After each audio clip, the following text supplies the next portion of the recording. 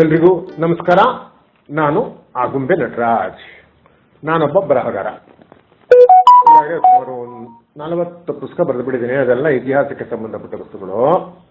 ನನ್ನ ಪುಸ್ತಕ ಆಧಾರದ ಮೇಲೆ ನಾನು ಸಾಕ್ಷಿತೆ ಕೂಡ ಮಾಡ್ತಾ ಇದ್ದೀನಿ. ಈ ಒಂದು ಪುಸ್ತಕ ಯಾವುದು ಅಂದರೆ ರಸವೈಚಾರಿಕತೆ ಅಂತ. ಅದರಲ್ಲಿ ಒಂದು 31 ಸಬ್ಜೆಕ್ಟ್ಸ್ ಮೇಲೆ ನಾನು ಪ್ರಬಂಧ ರಚನೆ ಮಾಡಿದ್ದೇನೆ. ಮುನ್ನುಡಿಯಾಗಿ ಹೇಳಿಕೆಗಳು, ಸಂಸ್ಕೃತ ಸೂಕ್ತಿಗಳು ಇತ್ಯಾದಿ ಕೊಟ್ಟಿದ್ದೇನೆ, related to that particular subject. ಬೆನ್ನುಡಿಯಾಗಿ ಹೆಸರಾಂತ ಕಥೆಗಾರದ್ದು ಕಥೆಗಳು ಕೊಟ್ಟಿದ್ದೇನೆ, ಅಗೈನ್ ರಿಲೇಟೆಡ್ ಪರ್ಟಿಕ್ಯುಲರ್ ಸಬ್ಜೆಕ್ಟ್.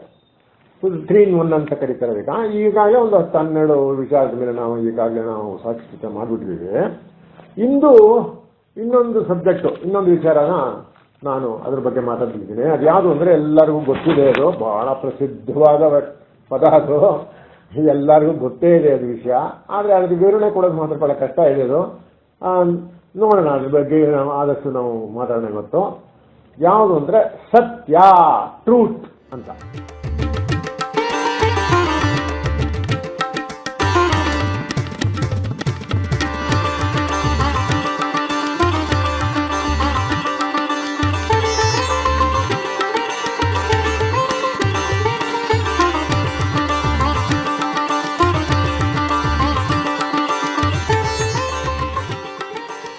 ಸತ್ಯಮೇವ ಜಯತೆ ಎಂದು ನಮ್ಮ ಹಿರಿಯರು ಸಾರಿ ಅದನ್ನು ನಮ್ಮ ಸಂವಿಧಾನದಲ್ಲಿ ಕೂಡ ಅಳವಡಿಸಿಕೊಂಡಿದ್ದೇವೆ.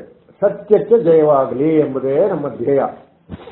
ಏನು ಸತ್ಯ ಅಂದ್ರೇನು, ಅದರ ವಿವರಣೆ ಏನಪ್ಪಾ ಅಂದ್ರೆ ವಿದ್ವಾಂಸರು ಈ ತರ ಕೊಟ್ಬಿಟ್ಟಿದ್ದಾರೆ. ಏನು ಸತ್ಯ ಅಂದ್ರೆ ಸುಳ್ಳು, ಕಪಟ, ಮೋಸ, ವಂಚನೆ ಮಾಡದೇ ಇರುವುದೇ, ಅಥವಾ ಇರುವುದನ್ನು ಯಥಾರ್ಥ ರೀತಿಯಲ್ಲಿ ಹೇಳುವುದೇ, ಅಥವಾ ವರ್ಣಿಸುವುದೇ, ಅಥವಾ ಸಾರುವುದೇ. ಈಗ ಇದ್ರ ಬಗ್ಗೆ ವಿವರಣೆ ಬಹಳ ಜನ ಬೇಕಾದ ಕೊಟ್ಟಿದ್ದಾರೆ. ಒಬ್ಬ ಫ್ರೆಂಚ್ ದಾರ್ಶನಿಕಾರ ಒಬ್ಬ ಇದ್ದಾರೆ, ಮೌಂಟೇನ್ ಅಂತ ಅವನ ಹೆಸರು. ಅವನೇನ್ ಹೇಳ್ತಾನೆ ಅಂದ್ರೆ, ನಾವು ಹುಟ್ಟಿದ್ದೇ ಸತ್ಯವನ್ನು ಅರಿಯಲು ಅಂತ ಹೇಳ್ಬಿಟ್ಟಿದ್ದಾನೆ.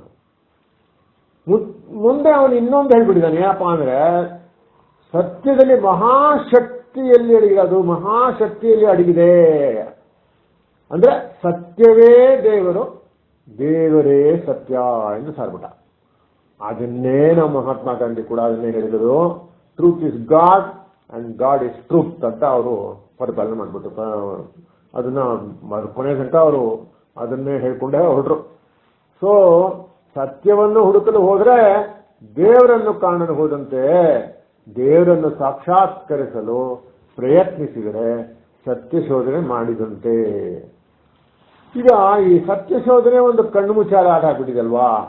ದೇವರು ಸತ್ಯವನ್ನು ಬಚ್ಚಿಟ್ಟು ಅದನ್ನು ಹುಡುಕ್ಲಿಕ್ಕಾಗಿಯೇ ನಮ್ಮ ಹೃದಯದಲ್ಲಿ ಸತ್ಯ ಎಂಬ ವಿಚಾರವನ್ನು ಇಟ್ಟು ಆಟವಾಡಿಸಿದ್ದಾನೆಯೇ. ಈಗ ಇದಕ್ಕೆ ಆನ್ಸರ್ ಏನಪ್ಪಾ, ಬಹಳ ಜನ ಹೇಳ್ತಾರೆ, ಅವರು ಹೇಳ್ಬಿಟ್ಟಿದ್ದಾರೆ.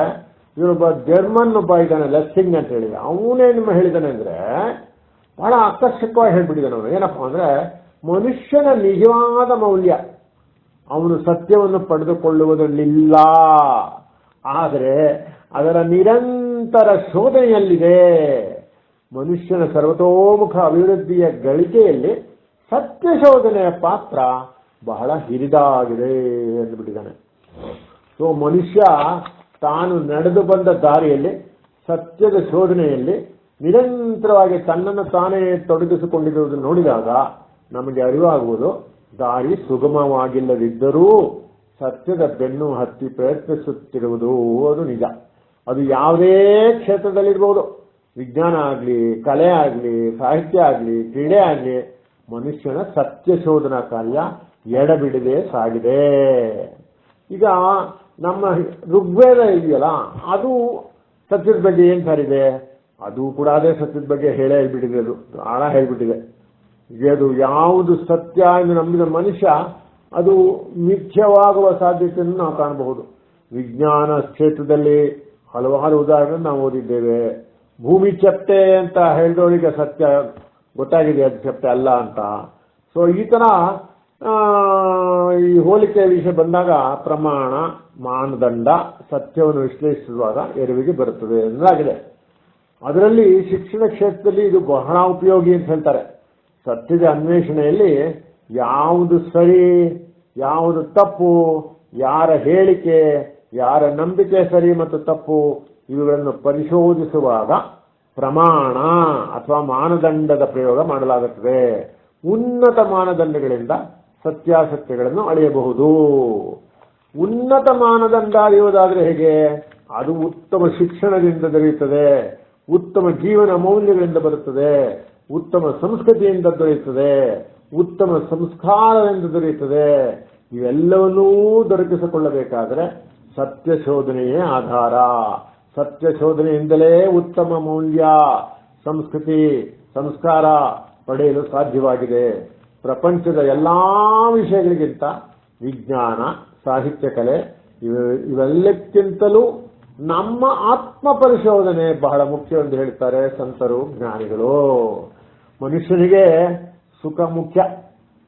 ಅವಶ್ಯ ಸುಖ ಸಾಧನೆಯಲ್ಲಿ ತೊಡಗಿರುವ ಮನುಷ್ಯ ಜ್ಞಾನದ ಬಗ್ಗೆ ಪ್ರೀತಿ, ಒಳ್ಳೆಯತನ, ಅದರ ಬಗ್ಗೆ ಆ ವಿಶ್ವಾಸ, ಸತ್ಯದ ಬಗ್ಗೆ ಆದರವಿದ್ದರೆ ಅವನ ಜೀವನ ಸುಖಮಯವಾಗುವುದರಲ್ಲಿ ಸಂಶಯವೇ ಇಲ್ಲ ಅಂತಾರೆ ಜ್ಞಾನಿಗಳು. ಜ್ಞಾನ, ಅಜ್ಞಾನ, ನಿಜ, ಸುಳ್ಳು, ಬುದ್ಧಿ, ದುರ್ಬುದ್ಧಿ ಇವುಗಳ ಮಧ್ಯದಲ್ಲಿ ಅಗಾಧ ಕಂಟಕಗಳನ್ನು ಮುಚ್ಚುವುದು ಮನುಷ್ಯನ ಆದ್ಯ ಕರ್ತವ್ಯ. ಮತ್ತು ಈ ದಿಸೆಯಲ್ಲಿ ಸತ್ಯ ಅರಿಯುವುದೇ ಅವನ ಹಂಬಲ. ಸತ್ಯದ ಉದಾತ್ತತೆ, ಆದರ್ಶ ಭಾವನೆ ಈಗ ಮಾನವರಲ್ಲಿ ಕಡಿಮೆ ಆಗಿದೆ ಎಂದು ವಿಜ್ಞಾನ ಶಿಕ್ಷಣ ತಜ್ಞರ ಅಭಿಪ್ರಾಯ. ಸತ್ಯದ ಉದಾತ್ತತೆ, ಆದರ್ಶವೆಂದರೆ ಸತ್ಯದ ಬಗ್ಗೆ ಇರುವ ಉತ್ಕಟ ಪ್ರೀತಿ. ಯಾವ ಕಾರ್ಯದಲ್ಲಿ ಪ್ರೀತಿ ಇಲ್ಲವೋ ಅಲ್ಲಿ ಸತ್ಯ ಶೋಧನೆ ಕುಂಠಿತವಾಗುತ್ತದೆ. ಯಾರ ಮನೋಭಾವದಲ್ಲಿ ಪ್ರೀತಿ, ವಿಶ್ವಾಸ ಕಡಿಮೆಯಾಗುತ್ತದೆಯೋ ಅಲ್ಲಿ ಸತ್ಯದ ಅರಿವು ಕುಂಠಿತಗೊಳ್ಳುತ್ತದೆ. ಯಾರ ಹೃದಯದಲ್ಲಿ, ಆತ್ಮದಲ್ಲಿ ಪ್ರೀತಿ ಇರುವುದಿಲ್ಲವೋ ಅಲ್ಲಿ ಸತ್ಯದ ಇರುವೇ ಕಾಣಬರುವುದಿಲ್ಲ ಅಂತ ಹೇಳಿಬಿಟ್ಟಿದ್ದಾರೆ. ಸೊ ಇದಿಷ್ಟು ಸತ್ಯದ ಬಗ್ಗೆ ಈಗ ಮಾತಾಡಿದ್ದಾಯ್ತು. ಸೊ ಇದಕ್ಕೆ ರಿಲೇಟೆಡ್, ಇದಕ್ಕೆ ಸಂಬಂಧಪಟ್ಟ ಹಾಗೆ ಒಂದು ಕಥೆ ಇದೆ. ಅದು ಮಹಾಭಾರತದ ಕಥೆ. ಅದು ಬಹಳ ಚೆನ್ನಾಗಿದೆ. ಆ ಕಥೆ ಏನಪ್ಪಾ ಅಂದ್ರೆ ಯುಧಿಷ್ಠಿರನ ಕಥೆ. ಅದು ಮಹಾಭಾರತದ ರಾಜಕುಮಾರ ಯುಧಿಷ್ಠಿರ ಇದೆಯಲ್ಲ, ಅವನ ಕಥೆ ಇದು. ಅವನಿಗೆ ಯಥಾ ಪ್ರಕಾರ ಅವ್ರಿಗೆ ಶಾಲೆಗೆ ಸೇರಿಸಿರ್ತಾರೆ. ಎಲ್ಲ ಅವರಿಗೆಲ್ಲ ಮಕ್ಕಳಿಗೆಲ್ಲ, ರಾಜಕುಮಾರಿಗೆಲ್ಲನೂ ಪಟ ಎಲ್ಲ ಹೇಳ್ಕೊಡ್ತಾರಲ್ಲ, ಹಿಂದಿನ ಬಂದಿದೆಯಲ್ಲ ಅದು. ಅವಾಗ ಏನೇನು ಅಭ್ಯಾಸ ಮಾಡಿದ್ದೀರಾ ಅದಕ್ಕೆಲ್ಲ ಪರೀಕ್ಷೆ ಎಲ್ಲ ಮಾಡ್ತಾರಲ್ಲ. ಸೊ ಆವಾಗ ಪರೀಕ್ಷೆ ಮಾಡ್ತಾರಂತೆ. ಪರೀಕ್ಷೆ ಮಾಡುವಾಗ ಯುಧಿಷ್ಠಿರಿಗೂ ಒಂದು ಪ್ರಶ್ನೆ ಕೇಳ್ತಾರಂತೆ. ಸೊ ಏನಪ್ಪ ನೀನು ಮಾಡಿದ್ಯಾ, ಏನು ಕಲ್ತಿದ್ಯಾ ನೀನು ಅಂತ ಕೇಳ್ತಾರಂತೆ. ಅವಾಗ ನಾನು ಏನ್ ಕಲಿತೆ ಅಂದ್ರೆ, ನಾನು ಅಕ್ಷರಮಾಲೆಯನ್ನು ಕಲಿತಿದ್ದೇನೆ, ಅಲ್ಲದೆ ಮೊದಲ ವಾಕ್ಯವನ್ನು ಅಭ್ಯಾಸ ಮಾಡಿದ್ದೇನೆ ಅಂತ ಕೇಳ್ತೇನೆ. ಅರೆ ಇದೇನಪ್ಪ ಈ ಥರ ಉತ್ತರ ಕೊಟ್ಬಿಟ್ನಲ್ಲ, ಎಲ್ಲ ಹೇಳ್ಕೊಟ್ಟ ಮೇಲೆ ನಾನು ಬರೀ ಕೇವಲ ಅಕ್ಷರಮಾಲೆಯನ್ನು ಕಲಿತಿದ್ದೇನೆ ಅಂತ ಅಲ್ಲದನು, ಅಲ್ಲದೆ ಮೊದಲ ವಾಕ್ಯವನ್ನು ಅಭ್ಯಾಸ ಮಾಡಿದ್ದೇನೆ ಅಂತ ಬೇರೆ ಹೇಳ್ತಾನೆ. ಹೋಗ್ಲ ಆಯ್ತಪ್ಪ ಅಧ್ಯಾಪಕ ಹೇಳ್ತಾನಂತೆ, ಅಷ್ಟೇನಾ, ಇನ್ನೇನು ಕಲೀಲೇ ಇಲ್ವಾ ನೀನು ಅಂತ ಕೇಳ್ತಾನೆ. ಹಾಗಾಗಿ ಇದಿಷ್ಟ ಹೇಳ್ತಾನೆ ಹುಡುಗ, ನಾನು ಎರಡನೇ ವಾಕ್ಯ ಕಲ್ತಿದ್ದೀನಿ.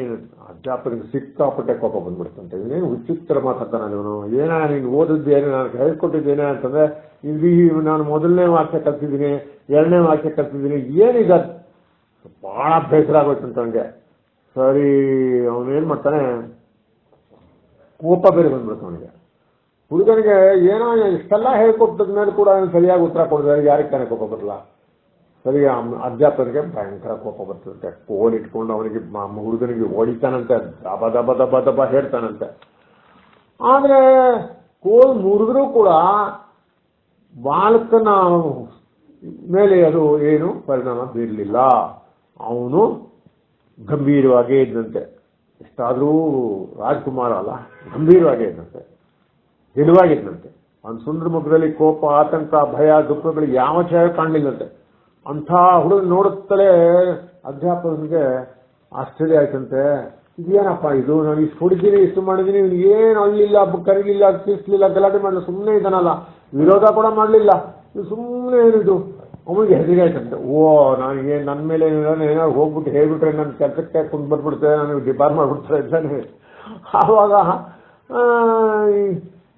ಏನಯ್ಯ ನೀನು, ಏನಪ್ಪ ನೋಡೋಣ, ನೀನು ಏನು ಓದಿದ್ಯಾ, ನಿನ್ನ ಉತ್ತರ ನೋಡೋಣ, ನಾನು ಏನು ಹೇಳಿದೆ, ನೀನು ಉತ್ತರ ಮಾಡಿದ್ವಿ. ಉತ್ತರ ಏನು ಅಂದ್ರೆ ಮೊದಲ ವಾಕ್ಯ ಅಂತ ಬರ್ತಿತ್ತಲ್ಲ, ಆ ಮೊದಲ ವಾಕ್ಯದಲ್ಲಿ ಏನಿದೆ ಅಂತಂದ್ರೆ, ವರ್ಣಮಾಲೆಯ ಮೇಲೆ ಒಂದು ಪುಸ್ತಕದಲ್ಲಿ ಇದ್ದ ಮೊದಲನೇ ವಾಕ್ಯ ಯಾವ ಥರ ಇತ್ತು ಅಂದರೆ, ಉದ್ವೇಗಕ್ಕೆ ಎಡೆಗೊಡಬಾರದು, ಚಿತ್ತಸಹ್ಯ ಕಳೆದುಕೊಳ್ಳಬೇಡ, ಆತ್ಮಕ್ಷೋಭೆಗೆ ಅವಕಾಶ ಮಾಡಿಕೊಳ್ಳಬಾರದು, ಕೋಪವನ್ನು ದೂರೀಕರಿಸು ಅಂತ ಮೊದಲನೇದು ವರ್ಣಮಾಲೆಯಲ್ಲಿ ಇತ್ತಂತೆ. ಎರಡನೇ ವಾಕ್ಯ ಯಾವ ಥರ ಇತ್ತು ಅಂತಂದ್ರೆ, ಸತ್ಯವನ್ನು ನುಡಿ, ಎಂದೆಂದಿಗೂ ಸತ್ಯವನ್ನು ನುಡಿ ಅಂತಿತ್ತು.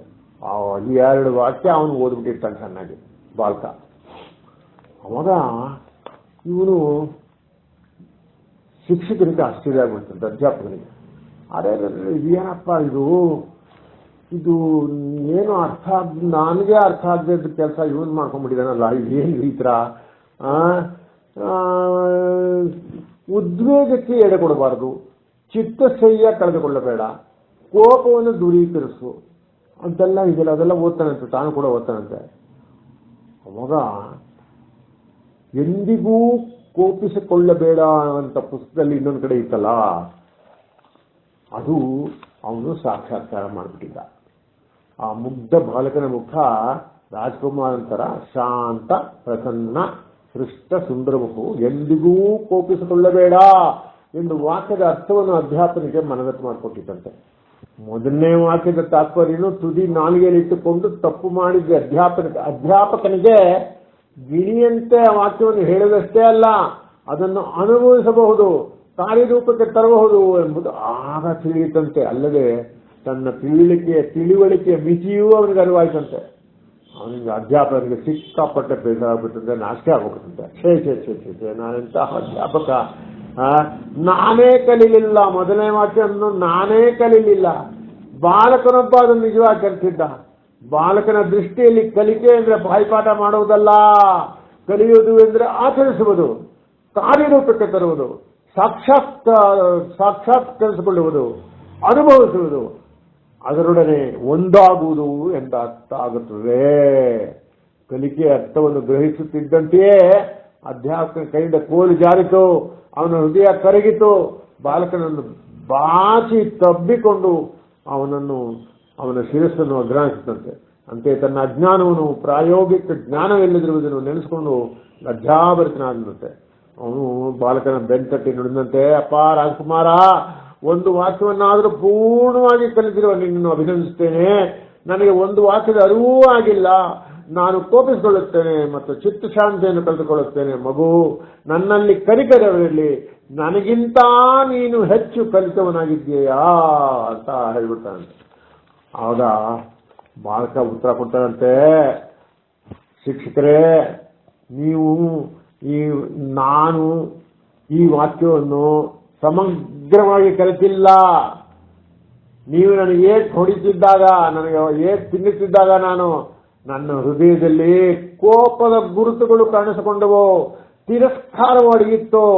ನನಗೆ ಎಷ್ಟು ಬೇಜಾರಾಗಿತ್ತು, ಎಷ್ಟು ಕೋಪ ಬಂದಿತ್ತು ಅಂದ್ರೆ ಅಷ್ಟಿಷ್ಟಲ್ಲ, ತಿರಸ್ಕಾರ ಇತ್ತು. ಎರಡನೇ ಮಾತಿದ ಅರ್ಥ ಆಗ್ತಿದ್ದ ಬಾಲಕ ಏನು ಅಂದ್ರೆ, ತನ್ನ ಆಂತರಿಕ ದೌರ್ಬಲ್ಯವನ್ನು ಮುಚ್ಚುವಂತೆ ತನ್ನನ್ನು ಹೊಗಳುತ್ತಿದ್ದರೂ, ದಾರಿ ಬಿಟ್ಟು ಹೋಗಲು ಅಂಶಗಳಿದ್ದರೂ ಬಾಲಕ ಸತ್ಯವನ್ನು ನಡೆಯುತ್ತಿದ್ದ. ತನ್ನ ಹೃದಯದಲ್ಲಿ ಸುಳಿದಾಡುತ್ತಿರುವ ದೌರ್ಬಲ್ಯವನ್ನು ತನ್ನ ಕೃತ್ಯಗಳಿಂದಲೇ ಪ್ರಕಾಶಪಡಿಸುತ್ತಾ ಬಾಲಕ ಸತ್ಯವನ್ನು ನುಡಿ ಎಂಬ ಎರಡನೇ ವಾಕ್ಯವನ್ನು ತಾನು ಕಲಿತಿದ್ದನ್ನು ತೋರಿಸಿಕೊಟ್ಟ. ತನ್ನ ಕೃತ್ಯಗಳಿಂದ, ತನ್ನ ವರ್ತನೆಯಿಂದ ಎರಡನೇ ವಾಕ್ಯವನ್ನು ಜೀವನದಲ್ಲಿ ಅಳವಡಿಸಿಕೊಂಡು ಬಿಟ್ಟಿದ್ದ. ಅಂದ್ರೆ ಅವನು ಸತ್ಯವನ್ನೇ ನುಡಿದಿದ್ದ. ಅವನು ಹೊಡೆದಾಗ ಎಷ್ಟು ಕೋಪ ಬಂದಿತ್ತು, ಎಷ್ಟು ಇದು ಮಾಡಿತ್ತು ಅನ್ನೋದನ್ನ ಕೊನೆ ಹೇಳ್ತಾನೆ. ಅವನು ಮೊದಲು ಹೇಳೋದಿಲ್ಲ, ಅವನು ಸತ್ಯ ಹೇಳ್ತಾನೆ. ಅವನು ನನಗೆ ಅಷ್ಟು ಬೇಜಾರಾಗಿತ್ತು, ನಾನು ಆ ವಾಕ್ಯವನ್ನು ಸಮಗ್ರವಾಗಿ ಕಲಿತಿರ್ಲಿಲ್ಲ. ನಾನು ಏಟು ತಿನ್ನುತ್ತಿದ್ದಾಗ ನನ್ನ ಹೃದಯದಲ್ಲಿ ಕೋಪದ ಗುರುತುಗಳು ಕಾಣಿಸಿಕೊಂಡು ತಿರಸ್ಕಾರವು ಅಡಗಿತ್ತು.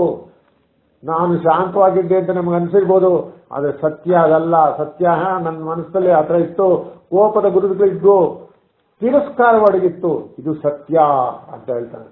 ಇದು ಸತ್ಯದ ಒಂದು ವಿವರಣೆ ಕಥೆ. ಇದು ಅದ್ಭುತವಾಗಿದೆ. ಇದು ಬಹಳ ಚೆನ್ನಾಗಿದೆ. ಇದು ನಮ್ಮ ಮನಸ್ಸಿನಲ್ಲೂ ಇದು ಅಂಟಬೇಕು. ಸೊ ಈ ಕಥೆ ಹೇಳೋದ್ರಿಂದ ಇದು ಮುಗಿಸ್ತಾ ಇದ್ದೀನಿ. ಎಲ್ಲರಿಗೂ ಶುಭವಾಗಲಿ. ನಮಸ್ಕಾರ.